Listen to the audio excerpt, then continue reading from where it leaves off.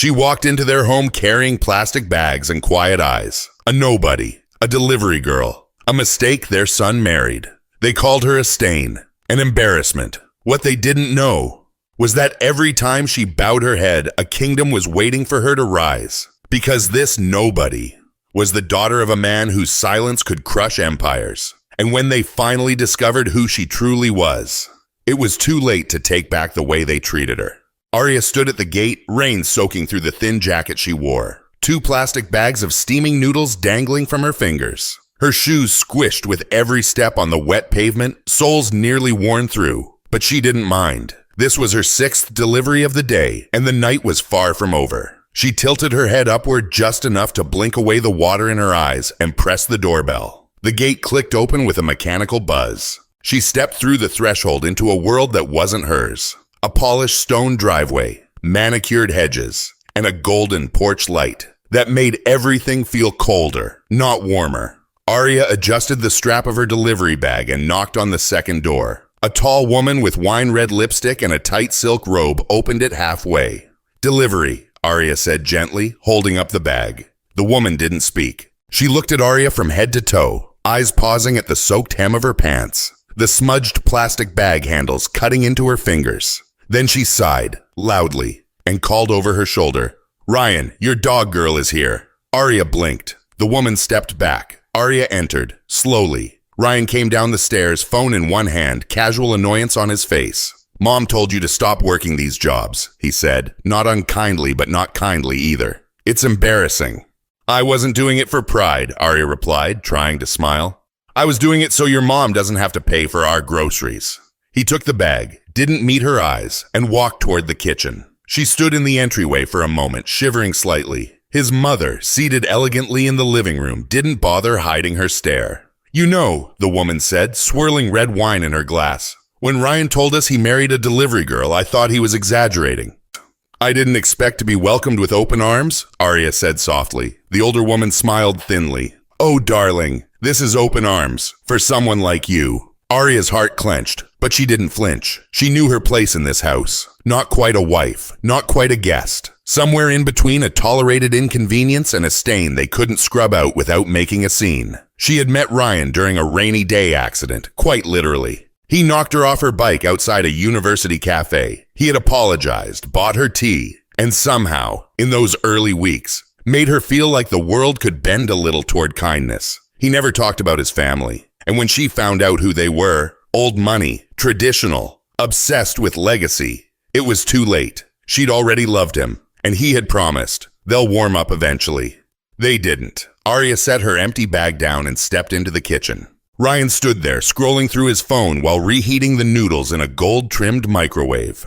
"You could have just asked me to come home earlier," he said. "Mom thinks you're trying to prove a point."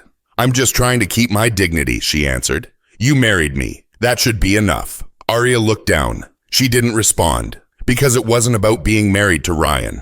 It was about being disrespected every single day, under the same roof where people laughed about her behind crystal glasses. And still, she stayed, because love for her wasn't about how people treated her. It was about the vows she made, and the quiet belief that maybe, someday, someone in this family would see her for more than what she carried in plastic bags. She just didn't know yet that the world would see them first. And that by the time they did, it would be too late to take back the way they had treated her. The Venners household ran like a theater, polished, presentable, and deeply rehearsed. But behind closed doors, Arya wasn't cast as a daughter-in-law. She was the stagehand no one acknowledged, the extra whose lines were written in whispers. Breakfasts were quiet performances where cutlery clicked louder than conversation. Lunches were often skipped by everyone but the staff. And dinner? Dinner was war. It was always the same table. Long, glossy, sterile. 8 chairs, but only 5 used. Ryan's father had died years ago, leaving the matriarch, Lenora Venner, to rule the home with an iron stare. Ryan sat next to his elder brother Chase, whose wife Madeline made it a point to subtly mock Arya every chance she got. "Oh, you're here," she would say with a surprised smile, as if Arya lived elsewhere. "You didn't bring your uniform tonight?" Arya stopped correcting her. Ryan tried, once. He told his mother and sister-in-law to cut it out, but that only made things worse. "We're just joking," Madeline had said sweetly. "Unless your wife doesn't have a sense of humor. which wouldn't surprise me. Poor people tend to be so serious. Arya had smiled, not because it was funny, but because it was safer than letting her mouth say what her heart screamed. The silence that followed her everywhere in that house wasn't quiet. It was a wall, thick, icy. She learned quickly to speak only when spoken to clean up quietly after meals, even when the maid was present, to pick up the cushions after Madeline's dog accidentally knocked them over, every single day, to wear muted clothes, avoid lipstick, and never, ever mention her past. Not that anyone ever asked. To them, she was just some delivery girl Ryan married during a rebellious phase. Something simple, disposable, a blemish on the family narrative. She missed her old life, not because it had been easy, but because at least there, she was invisible on her own terms. Not here, where invisibility was punishment wrapped in politeness. One afternoon, Arya overheard her name while bringing towels upstairs. "She's not one of us, Ryan," Lenora was saying through a cracked door. "No breeding, no background, no vision." "She's kind," Ryan said. "She works hard." "She's poor," Lenora snapped. "That's not a personality trait." Arya didn't wait to hear more. She turned, stepped quietly down the hall, and held the towels tighter. That night, she scrubbed the kitchen counter twice, not because it needed cleaning, but because she needed to pretend her worth wasn't being dissected in rooms she didn't dare enter. Later in their bedroom, Ryan tried to hold her. "You're too quiet," he whispered. She pulled away gently. "Maybe I'm just trying to blend in." "Arya." "Ryan, when you love someone, you don't let them be humiliated every day." He went silent. That was the thing about Ryan. He was good at soft words, at flowers when she cried, at little apologies. But when it came to standing up for her in front of his family, he folded like linen. She lay on her side, facing the wall, while he sighed behind her. And as she stared at the crack in the ceiling, she wondered how long a woman could be loyal to love before it started to feel like betrayal of herself. What none of them knew, what not even Arya had allowed herself to confront fully, was that the girl they kept trying to break had once come from a house where people knelt when she entered, where her name made people change the way they spoke. But she'd walked away from all that. She'd chosen love over legacy. And now every insult carved at the person she was trying to become.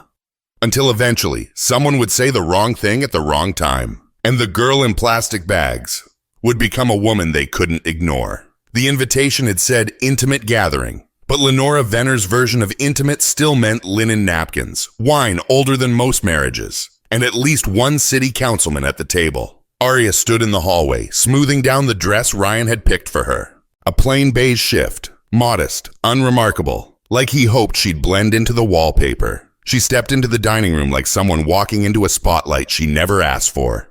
Lenora looked her up and down but said nothing. Madeline smirked. Chase whispered something in his wife's ear and laughed quietly. "Arya," Lenora called sweetly across the table as the roast was being served. "Why don't you tell Mr. Hathaway what you do for a living?" Ryan froze beside her. Arya glanced up, her throat dry.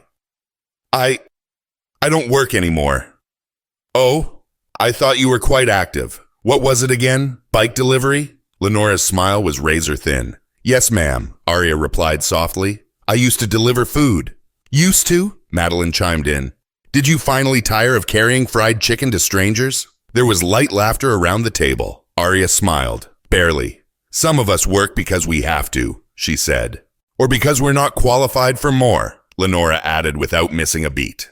The conversation moved on, but Arya didn't. Her fingers curled slightly under the tablecloth. Ryan looked at her, mouthed, "I'm sorry." But the apology was late. They always were. The second course came. Seared duck with cherry glaze. That's when the accident happened. Madeline, too engrossed in her gossip, reached for her wine and tipped it. The glass shattered, splashing deep red across Arya's dress. The room went still. "Oh dear," Madeline said, smiling without remorse. "I forgot she doesn't wear anything worth protecting." Arya stood quickly, napkin in hand, her cheeks burning. Ryan tried to help, but his mother's voice cut through. "Just leave it," Lenora said. "It's not like she's wearing Chanel. Sit, dear. You're making a scene." Arya stood, heart pounding. Every instinct told her to apologize. That's what she always did. For the mess. For being in the way. For existing in a world that kept telling her she didn't belong. But before she could speak, a voice rose from behind them. "You owe her an apology." Everyone turned.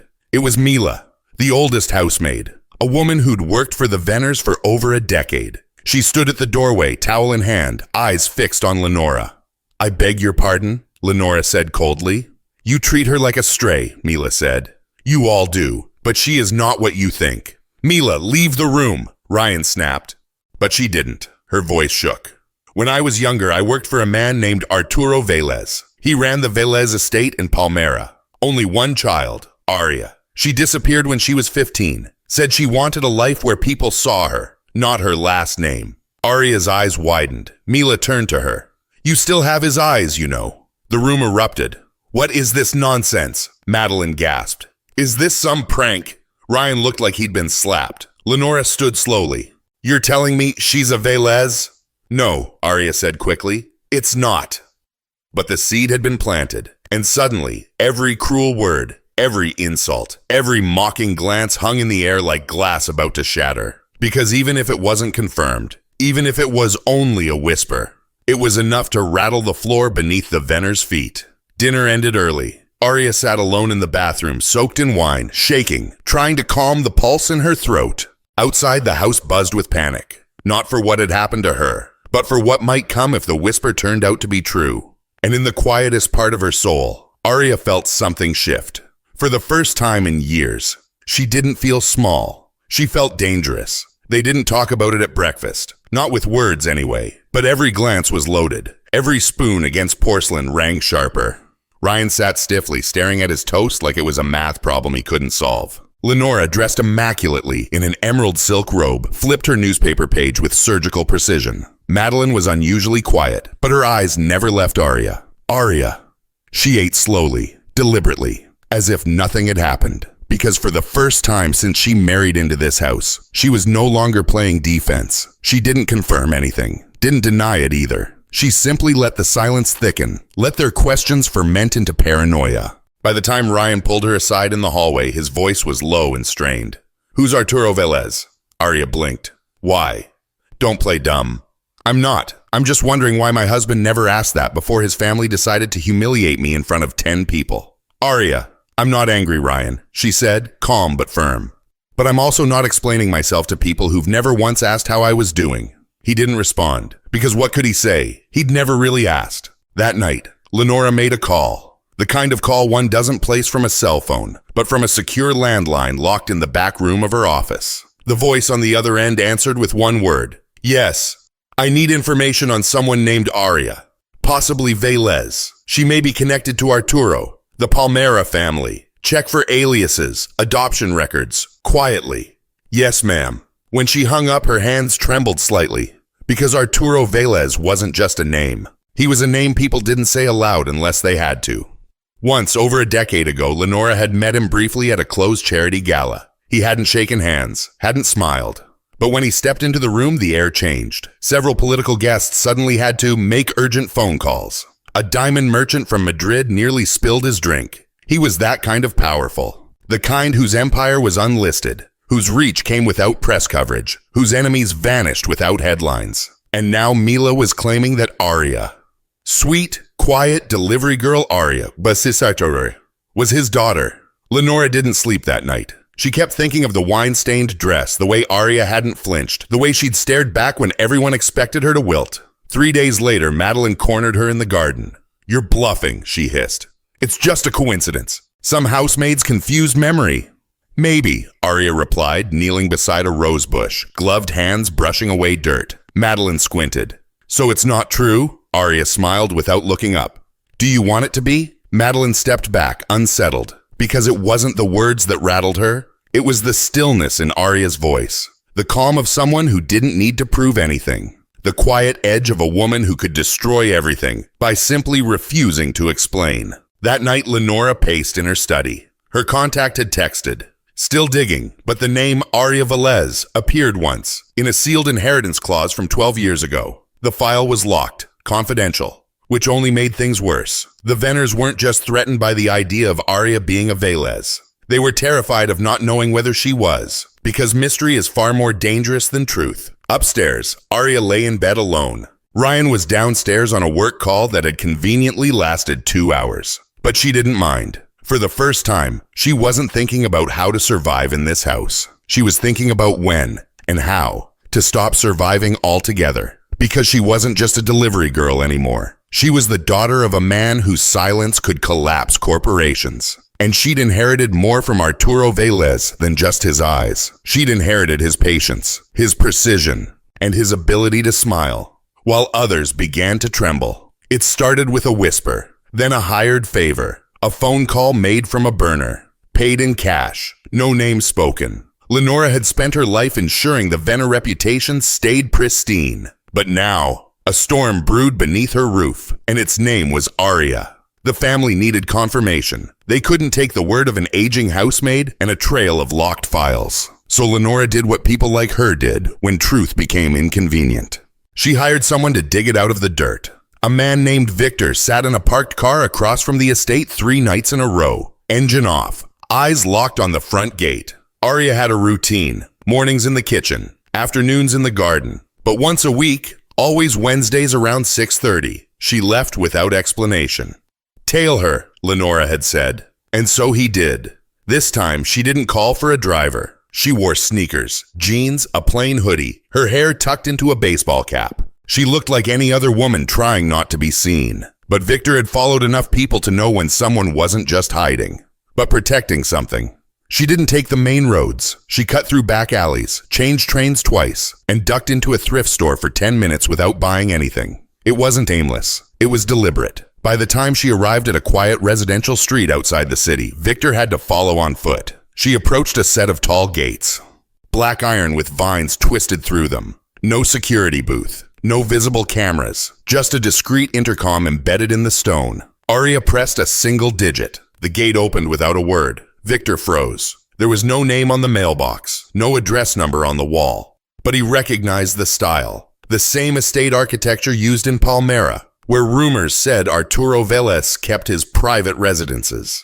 There were fewer than 10 of them worldwide, all unlisted, all guarded like fortresses, all deadly silent to outsiders. Victor didn't follow her in. He knew better. Instead, he snapped a few blurry photos from the shadows, backed away slowly, and got in his car with hands that wouldn't stop sweating. He drove to a gas station, parked under harsh lights, and stared at the photos. Aria, shaking hands with a man whose face was mostly obscured but unmistakably familiar. Silver hair, black suit, a lion signet ring on his finger. Victor cursed. He didn't even finish the job. He just sent the photos to Lenora with a message that read, "You were right. She's his."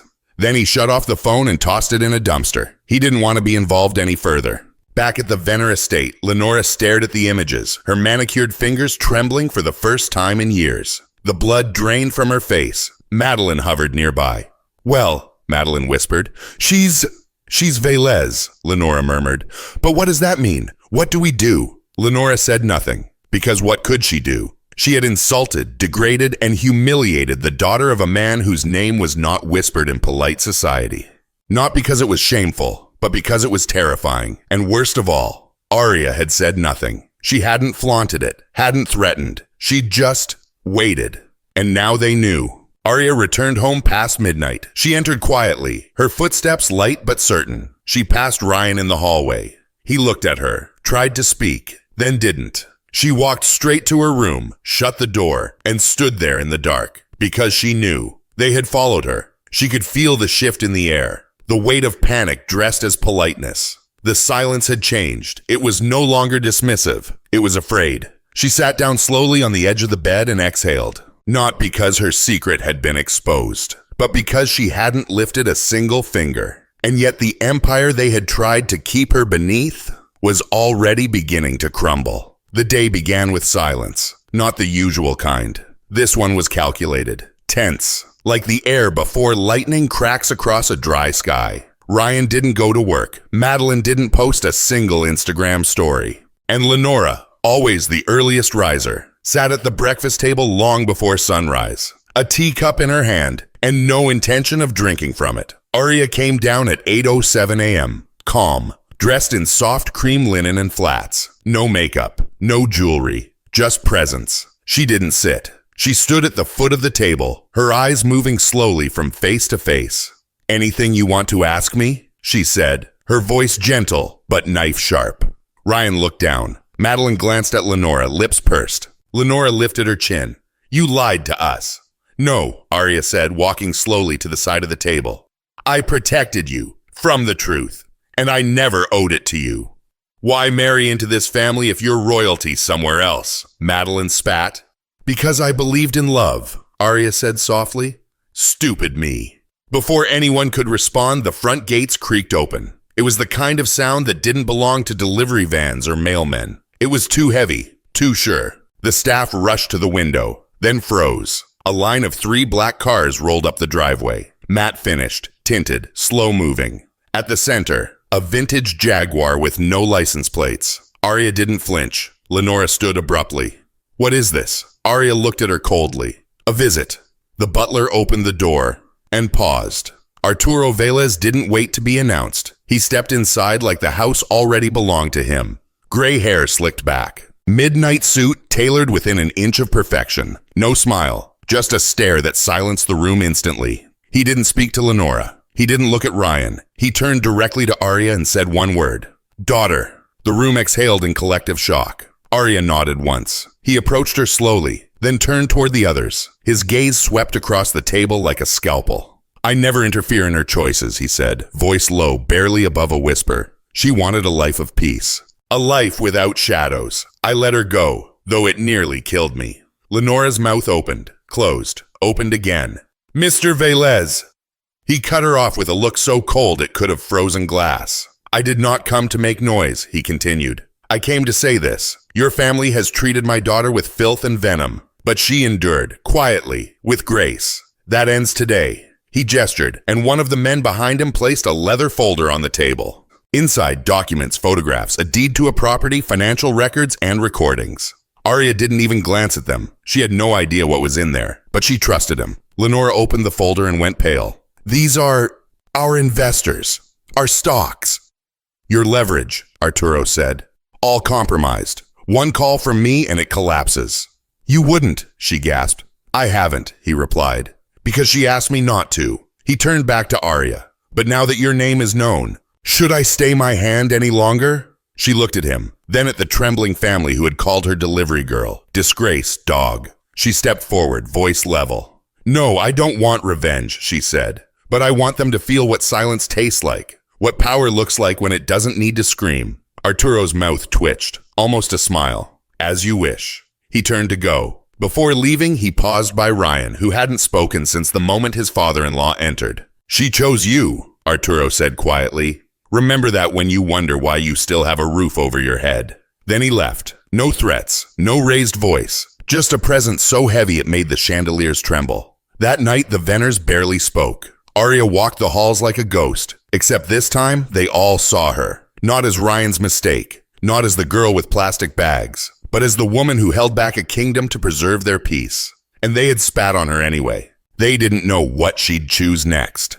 But they knew. They had no power to stop it. They didn't sleep. Not a single light went out in the Venner estate that night. Lenora paced from room to room like a ghost trying to haunt herself. Madeline sat curled up on the velvet chaise, wine glass untouched, face pale with the realization that the delivery girl could have burned them all with one flick of her finger. And Ryan sat in the kitchen, head buried in his hands, reliving every moment he'd been silent when he should have spoken. At 6:14 a.m., Lenora knocked on Arya's door. No answer. She knocked again, this time more urgently. Arya opened it, robe tied loosely around her waist, face unreadable.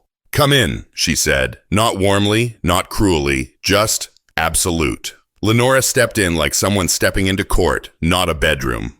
I wanted to talk. Arya sat at the vanity, brushing her hair with slow, methodical strokes. She didn't look at her mother-in-law. I was wrong, Lenora said quickly. We were all wrong, about you. Arya set the brush down. No, she said calmly. You weren't wrong about who I was. You were wrong about who I am. The distinction landed like a blade. Lenora cleared her throat, trying to regain some scrap of composure. Your father. He made it clear you asked him not to act. That's noble, kind. That was never for you, Arya replied, It was for me. So I wouldn't become what you are. Lenora flinched. But I've come to say I'm sorry, she said quickly. For everything. For the way we treated you. If you give us a chance, I know we can. Save yourselves, Arya cut in, finally turning to face her. I'm not here to be your redemption arc. Just then, footsteps echoed from the hallway. Ryan. His eyes were bloodshot. His voice cracked. Arya, please. He walked into the room and knelt, right there on the polished marble floor. I failed you, he whispered. I let them destroy your name in this house and didn't say a word. I loved you, but I wasn't man enough to protect you. And now, she looked at him. A part of her still wanted to run into his arms. The part that remembered laughter under bed sheets and long walks and whispered dreams. But another part, older, sharper, remembered red wine on beige fabric and the word dog girl spat across dinner. You didn't fail to protect me, Ryan, she said softly. You failed to choose me. Tears filled his eyes. Then let me choose you now. Arya looked down at him, on his knees, surrounded by a crumbling legacy. I'm not the girl with the food bags anymore, she said. I never was, but you were too in love with their approval to see it. He dropped his head. Tell me what to do. Anything. I'll do it. She was silent for a long time, then quietly. Stand up. He obeyed. I don't need a man on his knees, she said. I need a partner who walks beside me. Ryan's lip trembled. Does that mean you'll stay? Her eyes burned, but her voice was steady. I haven't decided yet. Later that morning, Madeline knocked on Arya's door. She didn't come in. She knelt too, this time at the threshold. Arya opened the door and stared down. You don't have to forgive me, Madeline whispered. But I wanted to say thank you. For what? For not destroying us. Arya said nothing. Madeline looked up. You had every right. I still do, Arya replied. Then she shut the door. Not hard, not soft, just enough. That evening, Arya stood at the edge of the estate's massive garden. She called a number she hadn't dialed in years. Papa? His voice came like velvet steel. Yes, Hija. I'm ready. To come home? She paused. No, to decide what comes next.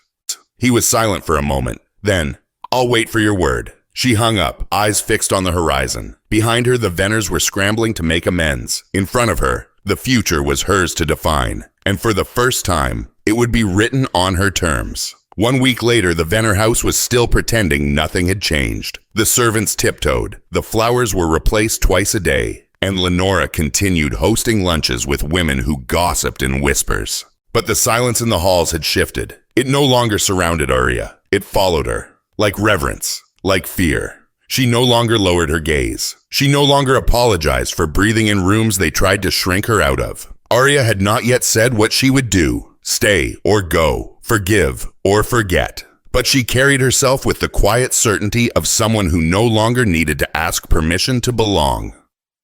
That morning, a white envelope appeared on everyone's plate at breakfast. Thick, heavy, embossed with a gold seal none of them recognized. But Arya did. Arturo's seal. Inside each envelope was a single card. You are formally invited to the unveiling of the Velez Foundation's new International Education Initiative, honoring Arya Velez. Madeline dropped her card. Lenora's hands trembled. Ryan read it twice. They all looked at Arya. She sipped her tea, calmly, like the invitation was for someone else entirely. Aqui são The event was held in the city's most exclusive venue, a museum only open to private collections and dignitaries. Men in tuxedos stood guard at every entrance. News vans hovered at the gates, kept firmly outside. Inside, the air shimmered with wealth, but the energy was different. No flash, no arrogance, only precision, power, intent. Arya arrived in a white gown that trailed like smoke behind her. Her hair was pinned in soft waves. She wore no crown, no diamonds, just a silver chain with one pendant, the lion crest of the Velez family. She didn't enter Arturo's arm. She entered alone. And the room stood still. Not because she was beautiful, though she was, but because she was unafraid. The girl they once mocked for carrying food in plastic bags now stood under chandeliers taller than houses. Being introduced as the driving force behind a global scholarship program designed to give girls from forgotten neighborhoods access to the same elite education she had once rejected. Ryan, Madeline, and Lenora watched from the third row. They hadn't been placed in the front. That was reserved for heads of state and business titans. Their seats had been assigned. They didn't dare complain. After the speeches, the lights dimmed. A single spotlight illuminated the center of the room. Arya stepped forward. I grew up learning how to disappear, she began, her voice clear, unshaking. Because when you're told you're less than enough, the easiest thing to do is become smaller. A quiet hush blanketed the crowd. But I chose to leave the life I was born into, not because I was ashamed of it, but because I wanted to understand who I was without it. I delivered food. I slept in tiny apartments. I stood in homes where my name was forgotten, or worse, shamed. She paused. I was called the servant. I was called charity. I was called a mistake. The Venners lowered their eyes. But I stand here today not because I needed to prove them wrong, but because every girl who has ever been handed silence instead of respect deserves to know you do not need a title to have worth. Applause thundered around the room, but she didn't smile. She finished with one sentence that rang louder than anything she'd spoken all night. Sometimes the strongest people wear crowns no one can see, because they built them with every scar they were told to hide. 2 days later, she packed her things, not in anger, not in haste, just neatly, completely. Lenora tried to stop her. Ryan begged, but Arya only said, "I'm not leaving because I hate you. I'm leaving because I finally love myself." She didn't slam the door. She didn't look back. She didn't need to. 1 year later, the Velez Foundation's first all-girls academy opened in the heart of the poorest district in the city. The plaque outside bore Arya's full name. A little girl in hand-me-down shoes walked past it one morning, clutching a book bag too big for her shoulders. She stopped, looked up at the name, and whispered, "I want to be like her."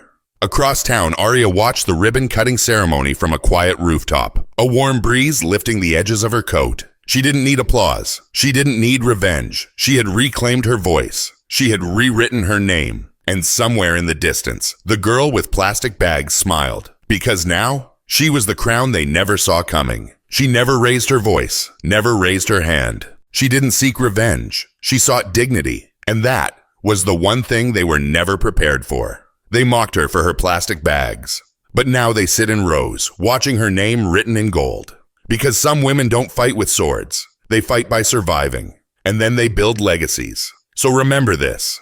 The girl you call small today may be the reason your world stands still tomorrow.